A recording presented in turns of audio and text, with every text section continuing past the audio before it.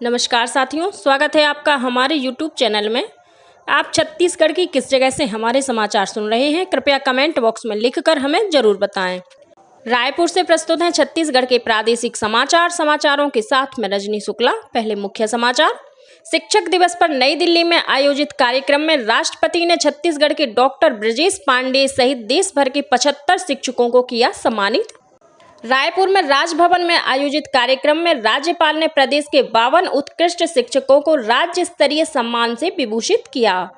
Bharatiya Janata party प्रदेश में 12 सितंबर को दंतेवाड़ा से और 16 सितंबर को जसपुर से शुरू करेगी परिवर्तन यात्रा। और सुकमा जिले में सुरक्षा बलों के साथ हुई मुठभेड़ में 2 माओवादी मारे गए। अब समाचार विस्तार से। कल शिक्षक दिवस के मौके पर राष्ट्रपति द्रौपदी मुर्मू ने नई दिल्ली के विज्ञान भवन में 75 शिक्षकों को राष्ट्रीय शिक्षक पुरस्कार प्रदान किया। इनमें छत्तीसगढ़ से अंबिकापुर के स्वामी आत्मानंद शासकीय अंग्रेजी माध्यम विद्यालय के प्राचार्य डॉक्टर ब्रजेश पांडेय भी शामिल थे। इस वर्ष से राष्ट्रीय शिक्षक पुरस्कार के दायरे को बढ़ाते हुए इसमें उच्च शिक्षा विभाग तथा कौशल विकास और उद्यमिता मंत्रालय के शिक्षकों को भी शामिल किया गया है। इस वर्ष के समारोह में 50 स्कूली अध्यापकों, उच्च शिक्षा विभाग से 13 शिक्षकों तथा कौशल विकास और उद्यमिता मंत्रालय से 12 शिक्षकों को पुरस्कृत किया गया। शिक्षक दिवस के अवसर पर कल राजभवन में आयोजित समारोह में राज्यपाल विश्वभूषण हरिचंदन ने प्रदेश की विभिन्न शालाओं से चुने गए 52 उत्कृष्ट शिक्षकों को राज्य स्तरीय शिक्षक सम्मान से विभूषित किया। इनमें से 48 शिक्षकों को राज्य शिक्षक सम्मान और 4 शिक्षकों को प्रदेश के महान साहित्यकारों के नाम पर स्मृति पुरस्कार से सम्मानित किया गया। इनमें रायपुर जिले की ममता आहार को डॉक्टर पदुमलाल पुन्नालाल बख्शी स्मृति पुरस्कार, कोंडागांव की मधु तिवारी को डॉक्टर मुकुटधर पांडे स्मृति पुरस्कार, रायगढ़ की रश्मि वर्मा को डॉक्टर बलदेव प्रसाद मिश्र स्मृति पुरस्कार और खैरागढ़ छुईखदान गंडई जिले की इंदिरा चंद्रवंशी को गजानन माधव मुक्तिबोध स्मृति पुरस्कार से सम्मानित किया गया।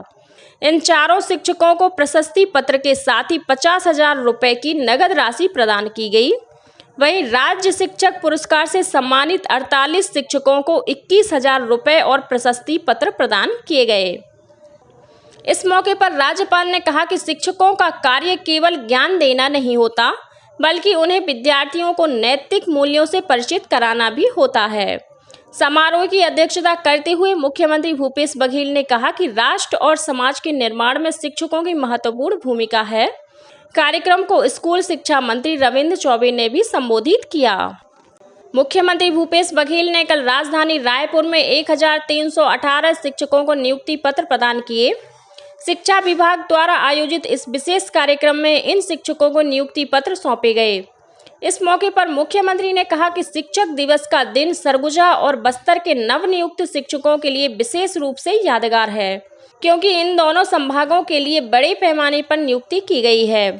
वहीं मुख्यमंत्री ने कल पाटन ब्लॉक के ग्राम मर्रा में संत विनोबा भावे महाविद्यालय और अनुसंधान केंद्र के नवनिर्मित भवन का लोकार्पण किया। साथ ही यहां हाईटेक नर्सरी और टिश्यू कल्चर प्रयोगशाला का भी लोकार्पण किया। इस अवसर पर मुख्यमंत्री ने 1500 शिक्षकों को सम्मानित भी किया। प्रदेश में आगामी विधानसभा चुनाव के मद्देनजर भारतीय जनता पार्टी इस महीने परिवर्तन यात्रा शुरू करने वाली है। प्रदेश भाजपा अध्यक्ष अरुण साव ने कल पत्रकार वार्ता में बताया कि यह यात्रा दंतेवाड़ा से 12 सितंबर को और जसपुर से 16 सितंबर को शुरू की जाएगी। दंतेवाड़ा में यात्रा की शुरुआत केंद्रीय गृह मंत्री अमित शाह करेंगे। इस यात्रा का नेतृत्व पार्टी के प्रदेश अध्यक्ष अरुण साव करेंगे। वहीं जसपुर से शुरू होने वाली यात्रा का उद्घाटन भाजपा के राष्ट्रीय अध्यक्ष जगत प्रकाश नड्डा करेंगे। प्रदेश के नेता प्रतिपक्ष नारायण चंदेल इस यात्रा का नेतृत्व करेंगे। उन्होंने बताया कि इन दोनों यात्राओं का समापन बिलासपुर में 28 से 30 सितंबर के बीच होगा, जिसमें प्रधानमंत्री नरेंद्र मोदी उपस्थित रहेंगे। श्री साव ने बताया कि यह परिवर्तन यात्रा प्रदेश के विभिन्न मार्गों पर लगभग 3000 किलोमीटर की दूरी तय करेगी। उन्होंने बताया कि दंतेवाड़ा से निकलने वाली परिवर्तन यात्रा 3 संभागों के 51 विधानसभा क्षेत्रों में पहुंचेगी। वहीं जसपुर से निकलने वाली यात्रा 2 संभागों के 39 विधानसभा क्षेत्रों में पहुंचेगी। इस दौरान हर दिन 6 स्वागत सभा और 3 छोटी सभाएं होंगी। इस परिवर्तन यात्रा के तहत हर दिन एक केंद्रीय मंत्री और राज्य के वरिष्ठ भाजपा नेता जनसभाओं को संबोधित करेंगे। मुख्यमंत्री भूपेश बघेल ने केंद्र सरकार से राज्य में प्रधानमंत्री आवास योजना के अंतर्गत स्थायी प्रतीक्षा सूची में शामिल करीब 7 लाख परिवारों के अलावा राज्य सरकार के सामाजिक आर्थिक सर्वेक्षण में पाए गए 47,090 परिवारों को आवास निर्माण के लिए केंद्र द्वारा दी जाने वाली राशि जारी करने का अनुरोध किया है। मुख्यमंत्री ने पत्र में यह भी लिखा है कि केंद्र सरकार द्वारा वर्ष 2011 में जनगणना के आधार पर स्थायी प्रतीक्षा सूची तैयार की गई थी। वहीं वर्ष 2018 में आवास प्लस श्रेणी के तहत एक अन्य सूची भी बनाई गई थी, जिसमें स्थायी प्रतीक्षा सूची के अलावा करीब 8,20,000 परिवार पात्र पाए गए थे। मुख्यमंत्री ने इन सभी परिवारों को प्रधानमंत्री आवास योजना के तहत मकान दिलाने के लिए आवश्यक कार्रवाई करने का आग्रह किया है। प्रदेश के उप मुख्यमंत्री टी.एस. सिंहदेव को कांग्रेस की केंद्रीय चुनाव समिति में शामिल किया गया है। इस समिति में शामिल होने वाले वे प्रदेश के एकमात्र कांग्रेस नेता हैं। गौरतलब है कि कांग्रेस ने छत्तीसगढ़ सहित 5 राज्यों में होने वाले विधानसभा और अगले वर्ष होने वाले लोकसभा चुनाव के लिए इस केंद्रीय समिति का गठन किया है। यह समिति विधानसभा और लोकसभा चुनाव में पार्टी के प्रत्याशियों का चयन करेगी। इस समिति में कांग्रेस के राष्ट्रीय अध्यक्ष मल्लिकार्जुन खड़गे सहित पार्टी के पूर्व अध्यक्ष राहुल गांधी और सोनिया गांधी सहित 16 सदस्य शामिल हैं। सुकमा जिले में कल सुरक्षा बलों के साथ हुई मुठभेड़ में 2 माओवादी मारे गए हैं। जिले के पुलिस अधीक्षक किरण चावड़ ने इसकी पुष्टि करते हुए बताया कि तालमेटला के जंगल में तलाशी अभियान पर निकले डीआरजी और सीआरपीएफ के जवानों को वहां माओवादियों के मौजूद होने की सूचना मिली थी। जंगल में सुरक्षा बल की आहट मिलते ही माओवादियों ने गोलीबारी शुरू कर दी। सुरक्षा बलों की जवाबी फायरिंग में 2 माओवादियों की मौत हो गई, जिनके शव बरामद कर लिए गए हैं। सुरक्षा बलों के जवानों ने घटनास्थल से 1 राइफल और 1 पिस्तौल सहित अन्य सामान बरामद किए हैं। पुलिस अधीक्षक ने बताया कि मुठभेड़ के बाद अभी भी तलाशी अभियान जारी है। रायपुर की विशेष अदालत ने ऑनलाइन और मोबाइल ऐप से संचालित सट्टा कारोबार से जुड़े आरोपी रवि उप्पल और सौरभ चंद्राकर के खिलाफ गिरफ्तारी वारंट जारी किया है।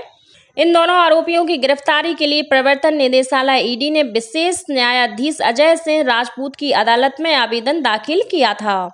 ईडी ने इन दोनों आरोपियों के खिलाफ रेड कॉर्नर नोटिस जारी करने के लिए इंटरपोल से भी संपर्क किया है। इस संबंध में प्रवर्तन निदेशालय के विशेष लोक अभियोजक डॉक्टर सौरभ कुमार पांडेय ने बताया कि गिरफ्तारी वारंट जारी होने से पहले रवि उप्पल और सौरभ चंद्राकर के स्थानीय पते पर समन भेजे गए थे। इसके बाद यह जानकारी मिली कि दोनों आरोपी विदेश में हैं और वहीं से ऑनलाइन सट्टा कारोबार का संचालन कर रहे हैं। बच्चों में कुपोषण और खून की कमी को दूर करने के उद्देश्य से प्रदेश में इन दिनों राष्ट्रीय पोषण माह के तहत विशेष अभियान चलाया जा रहा है। 30 सितंबर तक चलने वाले अभियान के तहत इस बार संपूर्ण स्तनपान और ऊपरी आहार के जरिए बच्चों में कुपोषण और खून की कमी दूर करने के प्रयास किए जा रहे हैं। इस अभियान में अधिक से अधिक बच्चों और शिशुवती माताओं को जोड़ने के लिए स्वस्थ बालक स्पर्धा, पोषण भी, पढ़ाई भी और मिशन लाइफ जैसी गतिविधियां आयोजित की जा रही हैं। इसके साथ ही मेरी माटी मेरा देश जनजातीय केंद्रीय पोषण संवेदना और प्रबंधन पर आधारित गतिविधियां भी हो रही हैं। राष्ट्रीय पोषण माह के साथ ही इन दिनों प्रदेश की आंगनबाड़ियों में वजन त्योहार भी मनाया जा रहा है। इसके अंतर्गत बच्चों के वजन में बढ़ोतरी को मापने के साथ ही सामुदायिक जागरूकता का कार्य भी किया जा रहा है। वजन त्योहार के दौरान लिए गए बच्चों के वजन सहित अन्य विवरण को महिला और बाल विकास विभाग के मोबाइल ऐप पर दर्ज किया जा रहा है। इसी तरह पोषण माह के दौरान सुपोषण चौपाल, अन्नप्राशन दिवस, परिवार चौपाल, पोषण मेला, व्यंजन प्रदर्शन जैसे आयोजन पंचायत और शहरी क्षेत्रों में किए जा रहे हैं। पोषण के प्रति बच्चों को जागरूक करने के लिए स्कूलों में नारा लेखन, निबंध, चित्रकला और दीवार लेखन स्पर्धाएं आयोजित की जा रही हैं। साथ ही स्वस्थ बालक बालिका प्रतियोगिता का आयोजन भी किया जा रहा है। राष्ट्रीय पोषण माह के तहत ग्राम पंचायत के सहयोग से आंगनबाड़ी केंद्रों और शालाओं में पोषण वाटिका भी विकसित की जा रही है। भारत में ग्रामीण क्षेत्रों के 13 करोड़ घरों को नल से पेयजल प्रदान करने की उपलब्धि हासिल कर ली गई है। जल शक्ति मंत्री गजेंद्र सिंह शेखावत ने सोशल मीडिया पर एक संदेश में कहा है कि हर घर जल योजना के अंतर्गत केवल 4 वर्षों में 13 करोड़ परिवारों को स्वास्थ्य और अच्छे रहन सहन का उपहार दिया गया है। प्रधानमंत्री नरेंद्र मोदी ने 2019 में जल जीवन मिशन की घोषणा की थी। इसका उद्देश्य 2024 तक ग्रामीण क्षेत्रों के प्रत्येक घर को नल से पेयजल की आपूर्ति सुनिश्चित करना है। जिस समय इस योजना का शुभारंभ किया गया, उस समय ग्रामीण क्षेत्रों में केवल 3 करोड़ घरों में नल से पेयजल मिल रहा था। सरकार ने कहा है कि देश में अब ग्रामीण क्षेत्रों के 67% से अधिक घरों में नल के जरिए स्वच्छ पेयजल उपलब्ध हो रहा है। और अब पेश है मौसम का हाल। प्रदेश में आज अधिकांश स्थानों पर हल्की से मध्यम वर्षा होने या गरज चमक के साथ छींटे पड़ने की संभावना है। मौसम विभाग ने कुछ स्थानों पर भारी वर्षा होने, वज्रपात होने तथा अंधड़ चलने की भी चेतावनी दी है। मौसम विभाग के अनुसार मुख्य रूप से प्रदेश के दक्षिण पश्चिम में स्थित जिलों में भारी बारिश हो सकती है। और अब कुछ अन्य खबरें संक्षेप में। मुख्यमंत्री भूपेश बघेल ने प्रदेशवासियों को कृष्ण जन्माष्टमी की बधाई और शुभकामनाएं दी हैं। राज्य शासन द्वारा श्री कृष्ण जन्माष्टमी पर 7 सितंबर को संपूर्ण छत्तीसगढ़ राज्य हेतु शुष्क दिवस घोषित किया गया है। संतान की लंबी आयु की कामना से जुड़ा हल षष्ठी का पर्व कल प्रदेश भर में परंपरा के अनुसार मनाया गया। दुर्ग में एनसीसी कैडेटों ने कल वन महोत्सव कार्यक्रम का आयोजन किया। इस दौरान सूबेदार मेजर भूपति थापा के नेतृत्व में एनसीसी कैडेटों ने सेना को प्रदान की गई भूमि पर पौधारोपण किया। और शक्ति जिले के कनेडीह में नगझर नदी में नहाने गए 2 युवकों की डूब जाने की खबर मिली है।